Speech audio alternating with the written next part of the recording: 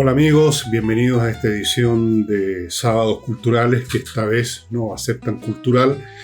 Me pareció que habría sido un poco absurdo hacer un programa sobre un tema en general en circunstancias en que tenemos esta situación que se está dando en el Medio Oriente con el ataque de Israel a instalaciones de todo orden, no solo instalaciones, a personal del régimen iraní.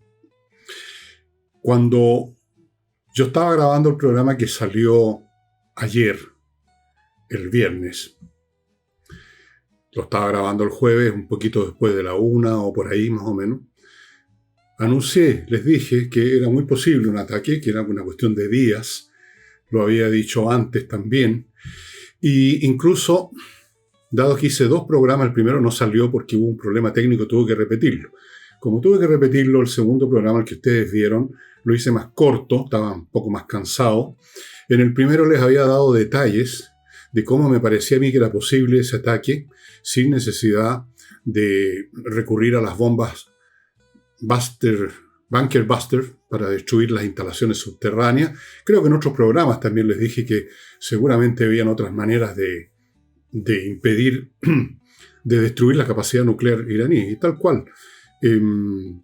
Incluso dije en esa primera versión que nunca salió que seguramente los israelitas tenían cartitas escondidas bajo la manga, y así ha resultado ser. Fíjense ustedes que en este ataque se ha revelado que no solamente fue una cuestión de aviones israelitas que atacaran distintas instalaciones militares o de otra clase, sino que hacía mucho tiempo, también creo que les dije eso, con mucho tiempo preparan sus cosas los israelitas.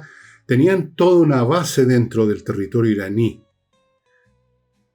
Una base con drones para desde dentro de Irán atacar todas las cosas que atacaron.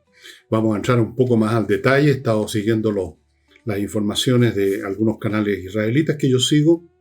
Y digamos que en el momento en que estoy grabando probablemente ya estén los israelitas en la 4ª oleada. Hasta el momento en que yo estaba viendo la información habían habido, y esa información no era digamos a tiempo real, sino que tenía unas horas de antigüedad, ya habían habido 3 ataques. 3 ataques en que fue empleada la totalidad de la aviación israelita. Antes de entrar en detalles, de los detalles que yo he recabado, permítanme recordarles que este programa, los programas de fin de semana, los auspicia el laboratorio Neuromed Lab, un laboratorio chileno con científicos chilenos que preparan 2 productos muy interesantes. Uno es Neuro 300 para realzar los procesos cognitivos, para que usted esté, digamos, al 100% de sus capacidades y no a medio morir saltando. Y el otro producto es Tau Plus para realzar su libido, su vitalidad en todos sus aspectos, incluyendo aquel, y esté en mejor estado, esté más contento, esté más lleno de energía, más lleno de vida. Eso significa libido, finalmente. Estos productos son naturales, han sido desarrollados sobre la base de elementos naturales, no necesitan receta. Usted puede consumirlos sin ningún problema, sin tener que ir a un médico. Usted simplemente los ordena en neuromedlab.cl o en Mercado Libre. Y todos los días toma, depende cuál de los 2 adquiera, puede adquirir los 2 y tomar las 2 una vez al día. El Neuro 300 también lo puede tomar en la noche, ayuda a la gente que tiene dificultades para dormir. En fin, muy interesante el producto, muy útil. Bueno, el ataque entonces empleó a toda la aviación israelita, más el Mossad, que estaba totalmente infiltrado dentro de Irán. Se han infiltrado muchas veces.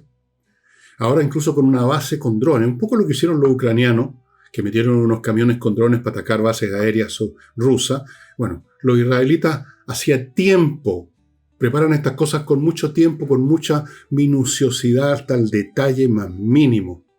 Entonces, de súbito, las instalaciones antiaéreas, normalmente de misiles, no de baterías de cañones, misiles antiaéreos, muchas de ellas fueron destruidas desde dentro. No tuvieron todo ese tiempo los radares de detectar un ataque y emplear misiles, antimisiles, sino que simplemente les llegaron los drones de cualquier parte. Hay videos que ustedes pueden encontrar en YouTube sobre eso, y los destruyeron. Más aún, fueron destruidas con esos drones o con los misiles disparados por los aviones israelitas, estaciones de radar y otras baterías antimisilísticas contra aviones, contra misiles, baterías antiaéreas en general. Y se hizo una cosa que es fundamental y que yo lo comenté en un programa, que uno no necesita destruir un búnker, las instalaciones físicas. Uno puede simplemente cortar las comunicaciones o decapitar a quienes dan las órdenes. Bueno, y eso fue lo que hicieron los israelitas. Han matado al principal jefe, al jefe máximo, al general de esa organización entre militar y paramilitar, que es la Guardia Revolucionaria. Mataron también al general del ejército regular iraní. Han matado a científicos y técnicos vinculados con el desarrollo de armas nucleares. Han decapitado docenas de altos oficiales, más o menos lo que hicieron con Hezbollah, lo repitieron en Irán. Entonces, no habiendo jefes, no hay órdenes. No habiendo órdenes, no hay acción. Naturalmente se reemplazan los jefes con otros, pero algunos de esos reemplazos ya han sido también liquidados. El reemplazante además no está tan al tanto, no es tan eficiente, por eso que era un reemplazante, estaba en la segunda o tercera línea, no en la primera, no era tan eficiente, no estaba tan al tanto como el que fue eliminado en primer lugar.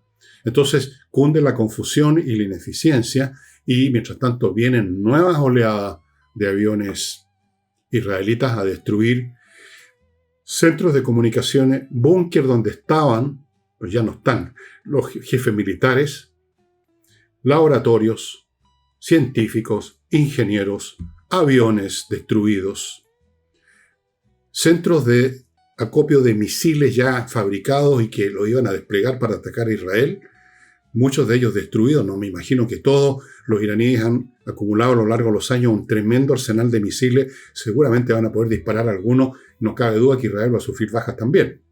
Por el momento todavía, cuando yo estaba haciendo este programa, el día viernes a las 2 de la tarde, no he sabido de bajas, de ataques que hay, iraníes que hayan producido bajas en Israel, pero probablemente va a ocurrir de todas maneras.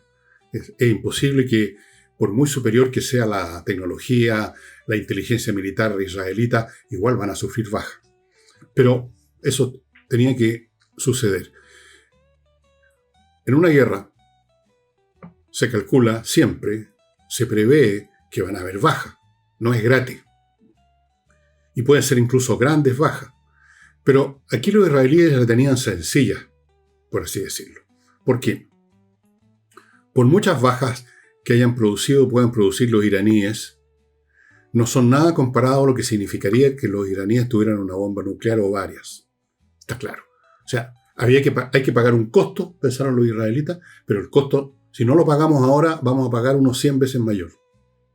Ese argumento yo lo di muchas veces en algunos programas, de que eso seguramente estaba en la mente de los israelitas. O sea, vamos a sufrir 1000 bajas, o vamos a sufrir 5000 bajas, o vamos a sufrir N bajas, pero si los iraníes tienen bombas nucleares, vamos a sufrir muchas más bajas. Vamos a sufrir cientos de miles de bajas, millones de bajas.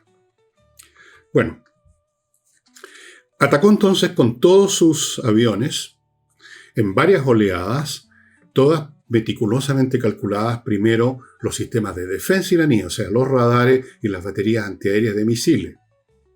Segundo, o al mismo tiempo, decapitar a la dirigencia militar. No sé si han matado a dirigentes políticos. Tal vez no. Tal vez necesitan que los dirigentes políticos estén vivos para cualquier arreglo, acuerdo o rendición o lo que sea que pueda ocurrir. Pero todo puede estar pasando en el momento en que yo grabo este programa. De algún modo decapitaron de todas formas la capacidad de reacción de los iraníes.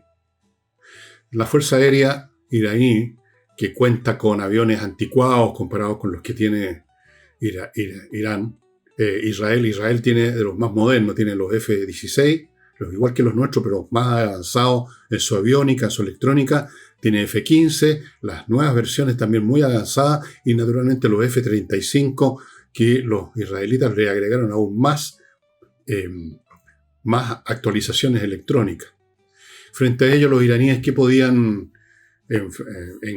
poner en la vitrina, digamos, que podían desplegar aviones antiguos, los Tomcat, que son de hace 30 años atrás o algo así, 20 y tantos, 30 años atrás. Los Phantom, que son aún más antiguos, son de los años 70. Seguramente si hubo algún combate aéreo, esos aviones fueron destruidos, digamos, sin que alcanzaran a hacer nada. Entonces, probablemente las próximas fases va a ser el intentar destruir la parte física donde están las instalaciones nucleares propiamente tal, donde están las centrifugadoras. Me voy a explicar en un rato más qué es eso de las centrifugadoras, que todos ustedes seguramente han oído hablar y no saben de qué tiene que ver esto, una centrifugadora con el programa nuclear. Pero antes de eso, les voy a contar de los productos que constituyen mi paquete de clientes que hacen posible, junto con ustedes, los que participan en Patreon y los que participan en Flow, la mantención de este programa. Parto con el suplemento Pito. Esto es para sus mascotas. Es un suplemento alimenticio que usted pone una cucharadita en la ración que le da a sus niños, a los pellets comunes y corrientes, y los convierte en unos pellets premium que le van a dar a sus mascotas mejor salud, pelo brillante, van a estar más contentos, menos visitas al veterinario, todo bien. Segundo, Talent One. Esta es una empresa internacional que está ahora operando en Chile, que hace varias cosas. Primero, le facilita el ingreso a varios mercados latinoamericanos. Segundo, se dedica a mejorar, a realzar las capacidades de su personal. Primero, buscando talentos, cazando talentos para llevarlos a su empresa. Segundo, adiestrando al personal que ya tiene, perfeccionando sus capacidades, haciéndolos más eficaces, más eficientes. El personal es esencial en una empresa. Un mal personal o un mediocre personal puede echar abajo la empresa mejor pintada, mejor parada, y viceversa, un muy buen personal es capaz de hacer volar un avión de plomo. Es fundamental el mejor personal y usted lo consigue con Talent One. Continúo con Oxibiota, este polvito que se mezcla con agua, se genera una colonia de bacterias aeróbicas y con eso, si usted las vierte de donde está saliendo el mal olor, se acaba el mal olor porque estas bacterias destruyen, se las comen supongo, las bacterias anaeróbicas que inician la descomposición orgánica que a su vez produce los malos olores. O sea, es una solución de fondo. No hay descomposición, no hay malos olores. Punto. Se está usando en muchos restaurantes, están agarrando papas los restauranteros con este producto, porque los restaurantes, un restaurante con malos olores en alguna parte que sea el restaurante, en la parte del baño, alguna cosa así, cerca de las cocinas, espanta a la clientela. Hay una oferta además, un paquete con varios sobres, con un descuento muy especial, oxibiota.cl, y termino este bloque con los mega servicios Escudero, unos expertos técnicos en resolver los temas de agua, de filtraciones, de taco en el sistema de evacuación de agua servida, cualquier problema que tenga que ver con el agua. Evacuación de agua servida, el agua potable, siempre hay problemas con el agua, como usted sabe, hay fracturas, se empiezan a mojar las paredes, empiezan a salir malos olores. Ellos tienen sistemas técnicos para ubicar los problemas, nada de picar paredes, tienen sondas que entran a las cañerías y van viendo dónde hay algún problema, tienen maneras también de despejar los problemas sin echarle abajo la casa. Nada de echemos a picar. Ellos no entran a picar, entran a sondear. Mega Servicios de Escudero tiene años en este asunto y lo hacen muy bien. Usted tarde o temprano ha tenido o va a tener estos problemas. Siempre están pasando. Mega Servicios Escudero, estimado amigo. Bueno, las armas nucleares son fabricadas con elementos radioactivos, básicamente con el uranio 235, que es inestable. Desde el punto de vista de la química, digamos, de la físico-química, es un elemento inestable. Bueno, ¿cómo empieza este proceso de fabricar o de tener el uranio necesario, que es el explosivo para la bomba nuclear? Bueno, primero hay que buscar dónde está el mineral, el uranio, que es un mineral. se busca dónde está, se muele. Pero en esa mezcla, ahí viene no solamente el uranio, vienen otros minerales, hay que separar. Y luego cuando se tiene el uranio propiamente tal, hay que separar el uranio que sirve, que es inestable, que es el uranio 235, de otra versión del uranio que es el 238. Estos son pesos atómicos, que es estable, ese no sirve. Entonces, una vez que usted tiene uranio, ¿cómo lo separa el que le sirve y el que no le sirve? Usted ya está pulverizado y lo mete con un gas a un tubo donde hay una centrifugadora. O sea, una cosa que está girando. Entonces, el más pesado, que es el uranio 238, tiene un peso atómico mayor. Por razones de física elemental, la fuerza centrífuga lo va tirando para un lado y el uranio más liviano va quedando al medio. Ese es aspirado, ese gas con el uranio 235, y el uranio 238 se desecha. Luego se repite esto con el gas que tiene más uranio 235, pero que todavía puede tener componentes de otro tipo, y se vuelve a repetir este ciclo de centrifugar hasta que se tiene el uranio 235 y se va produciendo gramo a gramo hasta juntar la cantidad suficiente. Según la Agencia Atómica Internacional, en este momento, o en el momento en que hicieron ellos la investigación, Irán tenía cerca de 500 kilos de uranio refinado hasta el 60%. O sea, todavía había que seguir refinando. Pero cuando se llega al 60%, cuesta mucho menos refinar. No toma muchos días o meses, toma mucho menos, toma unos pocos días. En el último informe de la Agencia Atómica Internacional, que dirige no un judío, no un israelita, sino un italiano, el señor Grossi, dijo, están listos para producir 10 o más bombas nucleares, prácticamente. Es cosa de días. Ya, ese es un aspecto entonces, tener el explosivo nuclear, el uranio 235 en un por lo menos 90% de pureza. El segundo elemento, esto lo conversé con ustedes hace unos días atrás, pero lo repito porque ahora viene más a cuento. El segundo elemento es el mecanismo de detonación. Para que esa masa, pongamos que generalmente toma la forma de una esfera. Ustedes ven una esfera de uranio 235 y es como una esfera de metal, como de acero. Una bola así. Digamos, esta cantidad más o menos se necesita, mínimo. Pero usted necesita que estos átomos de uranio estén muy comprimidos, pegados unos con otros, para así decirlo, para que esa inestabilidad empiece a producir una reacción en cadena. Entonces, ¿cómo hacer para que esto se comprima en forma pareja, simétrica, y no que se desparrame? Entonces, hay que hacer una detonación alrededor de esta esfera para que se comprima simétricamente y al mismo tiempo se apriete y esta bola así se achique, se convierta en una cosa muy pequeña y ahí se va a producir la reacción en cadena, la explosión. Está el cálculo de cómo hacer esa detonación que comprima, es complicadísimo. La tercera parte de tener armamentos nucleares es tener cómo entregarlos, cómo ponerlos en el lugar que uno quiere, cómo hacerlos estallar donde uno desea. Hay dos métodos. Uno es llevar la bomba en un avión y dejarla caer, como hicieron los norteamericanos en Hiroshima y Nagasaki. Pero eso ya no es tan práctico si usted no tiene aviones o métodos, digamos, que sean capaces de llegar al sitio. Tercero, tiene que tener un misil. Puede ser un misil balístico, o sea, un misil que sale a la estratosfera y luego cae.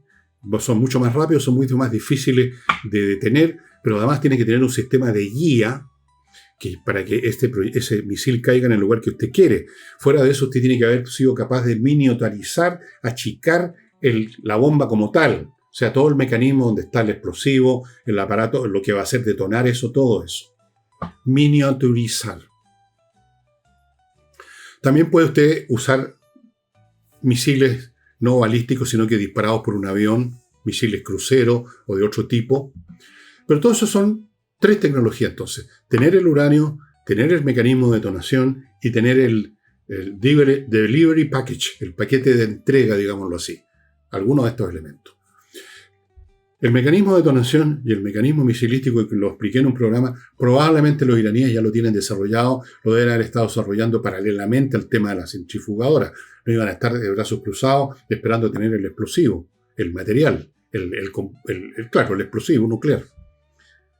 Y han tenido, lo dije en un programa también, ayuda de Pakistán y de Rusia y quizás de China también.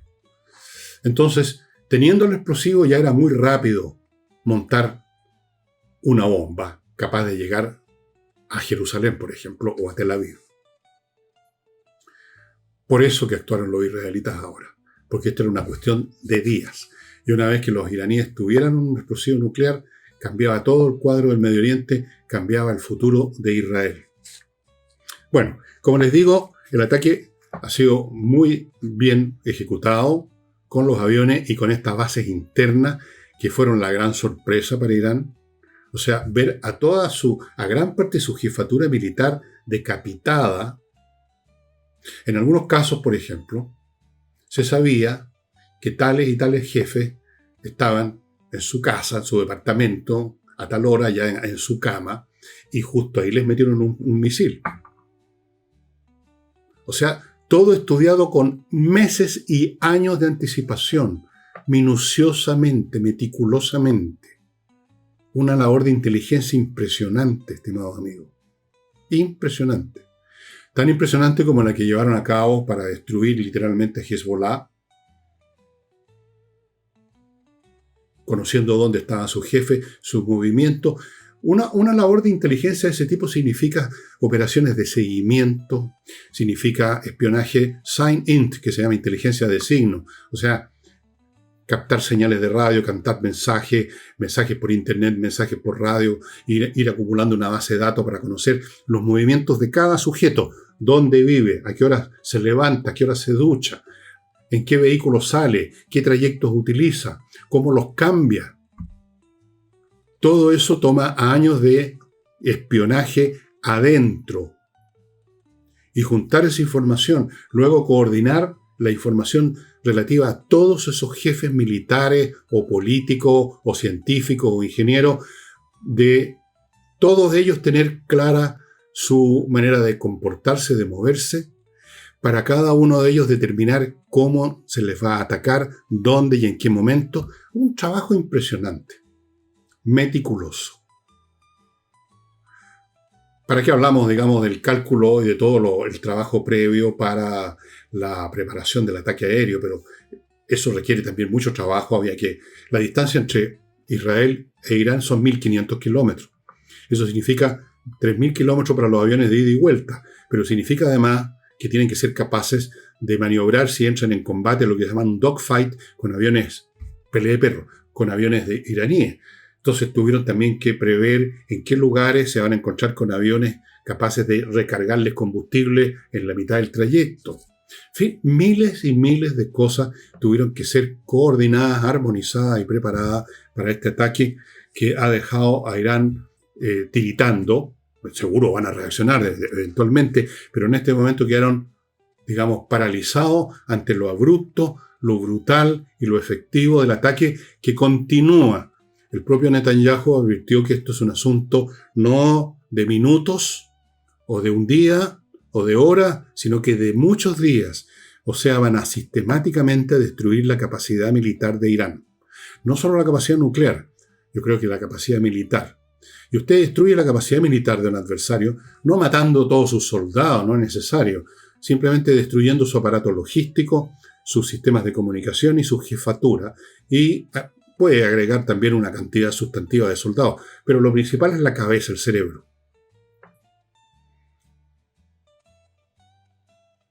Eso es lo que liquida una fuerza militar. Una fuerza militar que no tiene jefes, que no tiene comunicaciones, que hay confusión, deja de ser un ejército y se convierte en una chusma, en una turba. Pero un montón de individuos que están pensando en dónde me meto yo para salvar mi pellejo. Eso es lo que están haciendo los israelitas. No necesitan matar a todos los soldados iraníes, a todos los guardias revolucionarios, mucho menos a la población. Ellos no tienen ningún interés, no se sienten enemigos de los iraníes. De hecho, muchos iraníes se sienten enemigos de los clérigos.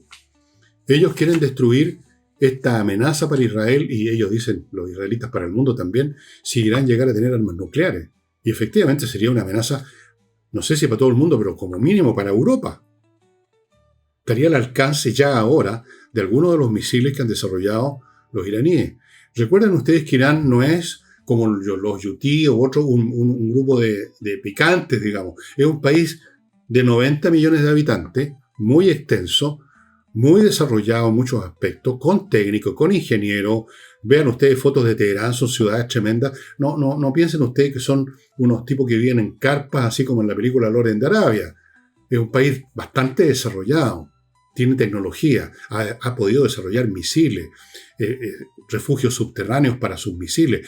Es un país potente. Y por lo tanto un país peligroso si tiene armas nucleares y está gobernado por una casta de clérigos fanáticos del Islam, que es una religión expansiva, no lo olviden nunca. El Islam es una religión expansiva, no solo una religión como podría ser el cristianismo, que intenta reclutar gente, que intenta convencer, traer a sus filas a otros cristianos. No, es expansiva, va más allá de conquistar individuos, quiere conquistar grupos, colectivos, naciones. Eso es lo que se llama la yihad, la guerra santa. Probablemente en la mente de estos clérigos musulmanes, además de este elemento religioso, está el elemento político. Quisieron reconstituir lo que alguna vez fue el imperio persa. Este imperio persa de la época de Darío, de Jerje. Estamos hablando de 4 o 5 siglos antes de Cristo. Reconstituir ese imperio. Y en cierta forma lo estaban reconstituyendo con estos grupos que tenían, los Houthi, el Hezbollah, Hamas, todos armados y entrenados por Irán. Bueno, Irán tiene 90 millones de habitantes. Israel tiene la 10ª parte, un poquito más de 9 millones. Pero Israel tiene una capacidad tecnológica, una capacidad de inteligencia militar, una eficacia enorme, como ustedes han podido comprobar en estos últimos tiempos. Enorme. Ante eso, los iraníes, a pesar de ser un país desarrollado, ustedes ven cómo los han manejado, finalmente. O sea, aquí tenemos el caso, la vieja historia de el pequeño luchando contra el grande. David contra Goliat. Goliat era Irán. David es Israel.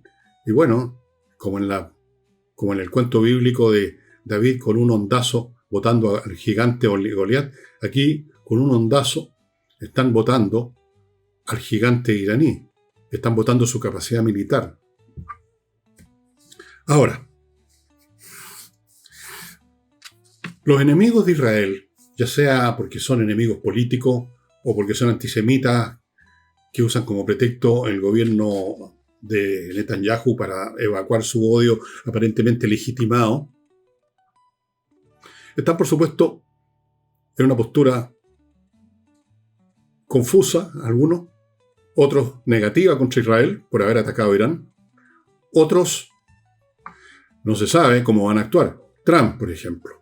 Trump ha hecho una primera declaración bastante fuerte de que, vean ustedes, por así decirlo, voy a resumir lo que dijo Trump, vean ustedes lo que pasa por no haber llegado a acuerdo con nosotros a tiempo.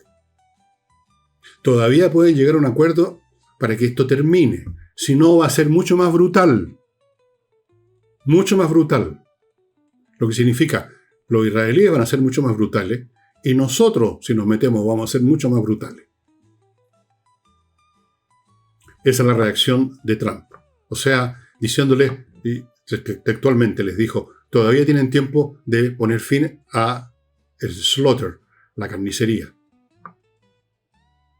Pero eso no va a ocurrir. Irán, digamos, por una razón política, esos clérigos no pueden ahora aparecer rindiéndose, porque simplemente se derrumba ese régimen en 5 minutos.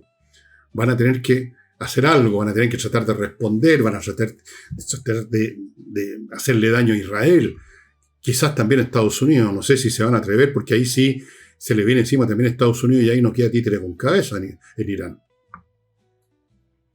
Esa es la reacción de Estados Unidos. Ahora veamos cuál ha sido la reacción de la Ministerio de Relaciones Exteriores de Chile, porque es bastante curioso. El Ministerio de Relaciones Exteriores de Chile manifestó su profunda preocupación. Qué cosa más vacía, ¿no? Profunda preocupación, está muy preocupado. El Van Claveren está muy preocupado. Muy preocupado. ¿Qué significa eso? ¿Qué aporta eso? Nada, pues una frase vacía nada más. Pero además agregaron una frase bastante tonta, dos frases bastante tontas. La primera es que esta acción de Israel pone en riesgo la paz y la estabilidad regional. ¿Cuál paz y estabilidad regional si ya no existe eso en Medio Oriente? No existe desde el 7 de octubre del año 23, cuando Hamás llevó a cabo esta matanza espantosa en Israel. De hecho, desde antes, ¿cuándo ha existido paz y estabilidad en el Medio Oriente? ¿Cuál paz y estabilidad está siendo puesta en riesgo? No existe paz y estabilidad en Medio Oriente, señores de la Cancillería. ¿Cómo pueden decir semejante imbecilidad?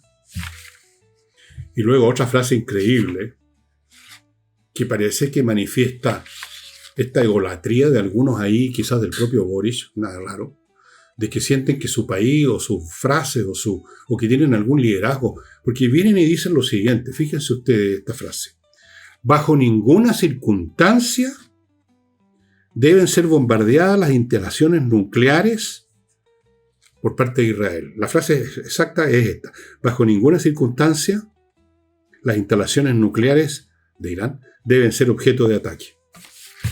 ¿Quién es Chile para decir bajo ninguna circunstancia? Pero además hay una cuestión más de fondo todavía. La razón de ser de toda esta operación fue terminar con las instalaciones nucleares. Esa es la razón de ser del ataque. O sea, ¿qué es lo que les están diciendo entonces? Les están diciendo que ustedes no iban a haber atacado.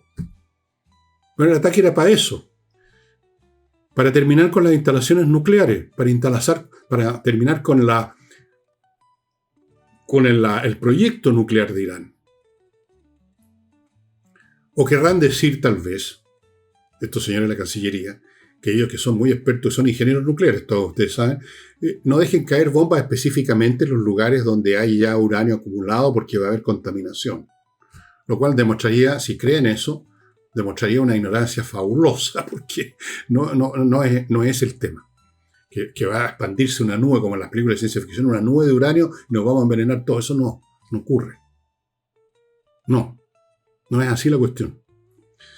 Pero deberían haberse quedado con lo de la profunda preocupación, que por último no significa nada, pero tampoco, digamos, entraña nada, no implica nada. Pero estas otras frases de poner en riesgo la paz y la estabilidad que nunca ha existido. Y luego esto de que bajo ninguna circunstancia, ¿de cuáles circunstancias son aquellas que puede controlar Chile en respecto a esta materia? ¿De qué circunstancias está hablando? Es bastante estúpida esta declaración. Me da vergüenza. Me da vergüenza que tengamos gente tan estúpida haciendo declaraciones como esta. Bueno, déjenme, antes de continuar, amigos, contarles de MKI, Marketing Industrial, una empresa que se dedica a que su contacto con el mundo, el de su empresa, a través de la publicidad, tenga efecto. No basta con poner un aviso, hay que conseguir que le compren, hay que conseguir que se conviertan en sus clientes. El marketing industrial de esta mki.cl consiste en eso, en hacer que sus productos sean demandados, sean necesitados por otros que se convierten en sus clientes. MKI. No basta con poner un aviso general informando de algo. Hay que convencer que su producto es necesario, es ideal, y para eso trabaja MKI, Marketing Industrial. Sigo con Rosa Bergamota, una empresa chilena muy amorosa que produce productos de cosmética, de belleza, con elementos naturales, champúes, rolón, fragancia, crema, etcétera, todas muy ricas. Nosotros estamos aquí usando varias de ellas.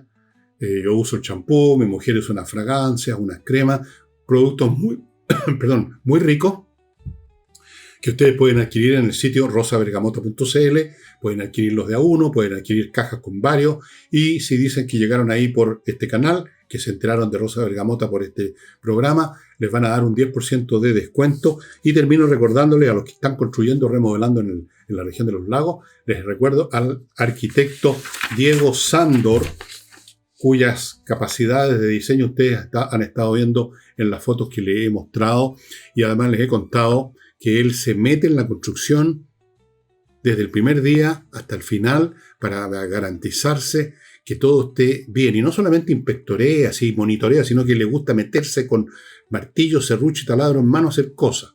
Le encanta eso y los productos son de gran calidad, cálidas, casas interesantes, realmente espectacular. Bueno,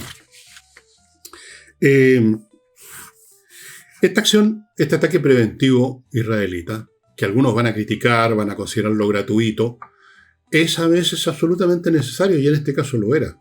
Le voy a poner un ejemplo de ocasiones en que no se hizo un ataque preventivo y eso tuvo enormes consecuencias. En 1936, Hitler ya era canciller de Alemania y ya se había apoderado de todo el aparato estatal, era el dueño de Alemania. Controlaba completamente la situación. En la zona del Ruhr, en Alemania, al sur de Alemania, es una zona industrial, había sido ocupada en un momento dado por los franceses después que terminó la Primera Guerra Mundial, pero no estaban pagando las deudas que tenía el gobierno alemán. Entonces, en castigo, Francia, por largo tiempo, por un tiempo, no me acuerdo cuánto tiempo, varios años, estuvo ocupando la zona del Ruhr, pero después se retiraron. Y esa fue la primera, digamos, debilidad que mostraron los franceses. El año 36, si no me equivoco, fue el 36, o pudo haber sido el 34, en uno de esos 2 años, Hitler mandó un destacamento militar a ocupar, a desplegarse militarmente en esa zona que había estado ocupada por los franceses. En ese momento ya Alemania estaba intentando rearmarse, pero de luego era mucho más débil de lo que llegaría, del poder que llegaría a tener el año 39. En ese momento, si Francia, y eso lo han dicho miles de analistas, no chilenos, sino que franceses, historiadores que han estudiado esto. Si Francia hubiera dicho, no, pues señores, eso no ocurre, y hubiera mandado una fuerza, que en ese momento el ejército francés era el más poderoso de Europa, hubiera mandado una fuerza sustantiva a repeler a ese grupo de alemanes, a ese grupo, porque no era ni siquiera un grupo muy grande, se habría derrumbado Hitler, habría perdido la legitimidad, la capacidad de seducción política que tenía, habría perdido el poder, se habría derrumbado Hitler. No habría habido Segunda Guerra Mundial, pero no se atrevió a hacer nada Francia, no hizo nada. Y tampoco hicieron nada ingleses y franceses con las siguientes y sucesivas operaciones que llevó a cabo Alemania. Nunca se decidieron a chantarle, pararle el carro a Hitler, a llevar a cabo una acción preventiva. ¿Y cuál fue el resultado de este pacifismo huevón? Porque esa es la palabra.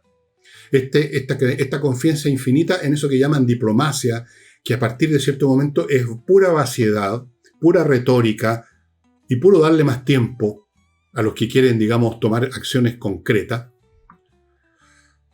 El resultado fue 1000 veces más costoso de lo que hubiera sido atacar a Hitler el año en que se metió con sus tropas, con algunas tropas en la zona del Ruhr.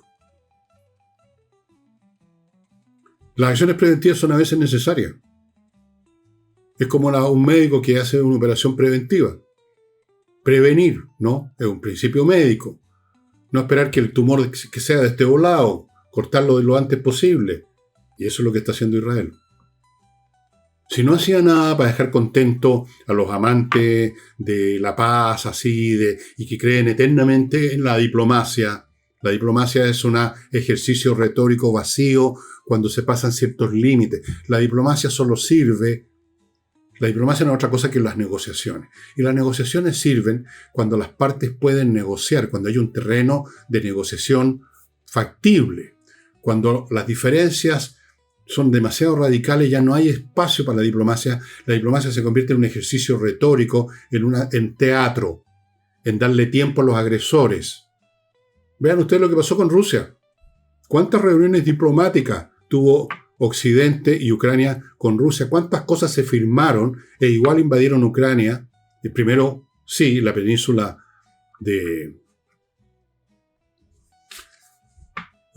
al sur de Ucrania la invadieron completamente, Crimea, luego invadieron con proxies parte de Ucrania y luego se metieron con su ejército. No les importó todo lo que habían firmado. La diplomacia se había convertido en un ejercicio vacío que le dio tiempo a los rusos para preparar su ataque.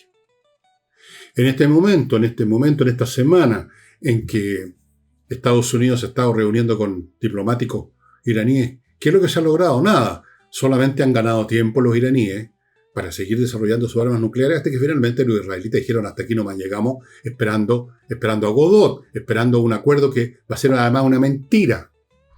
Lo van a burlar los iraníes, como han hecho siempre. Por eso atacaron. Los ataques preventivos son necesarios en un momento dado para evitar un mal mayor.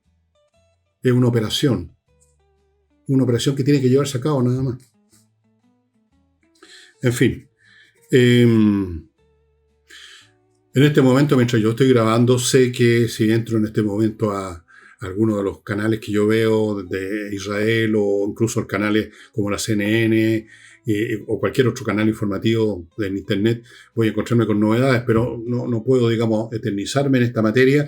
Tenemos toda la semana para ir viendo qué ocurre con esta guerra.